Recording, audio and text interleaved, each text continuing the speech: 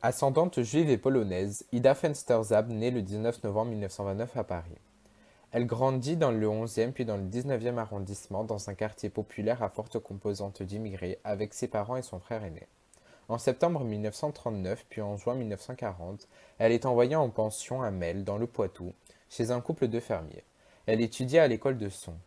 Bonne élève, elle reçoit un certificat d'études primaires à la fin de sa scolarité. Ida, inscrite dans un fichier par les autorités administratives françaises, est victime de l'ordre donné par la police allemande d'arrêter tous les juifs dans 4 départements. Le 30 janvier 1944, elle est arrêtée par des gendarmes de l'État français et envoyée à Niort, puis Drancy. Elle est déportée de la gare de Bobigny au camp de concentration d'Auschwitz le 10 février. Le train transportait 1500 juifs. Parmi eux, 271 sont entrés dans le camp et seuls 42 ont survécu.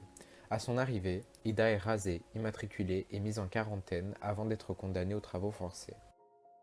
Le 18 janvier 1945, elle doit être évacuée à Neustadt-Gliwice. D'abord, elle est obligée de parcourir 70 km de marche dans le froid et la neige sans aucune protection jusqu'à Oslo. Par la suite, elle est amenée jusqu'à Ravensbrück, où elle arrive le 25 janvier en wagon à bestiaux à toit découvert. Le 10 février, elle arrive au camp de Neustadt-Gliwice à bout de force, avec les pieds gelés par le froid et atteinte du typhus. Ida est soignée par une infirmière polonaise résistante déportée qu'elle essayera de retrouver plus tard. Le 2 mai 1945, son camp est libéré par les armées américaines et soviétiques.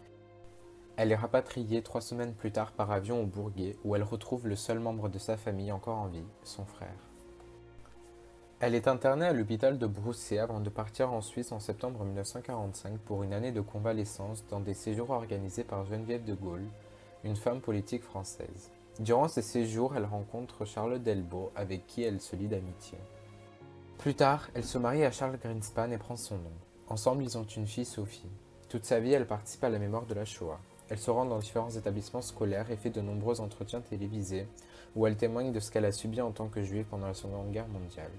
Elle fait la rencontre de Bertrand Poirot Delpech lorsqu'elle accompagne un groupe de jeunes lycéens visiter le camp d'Auschwitz-Birkenau.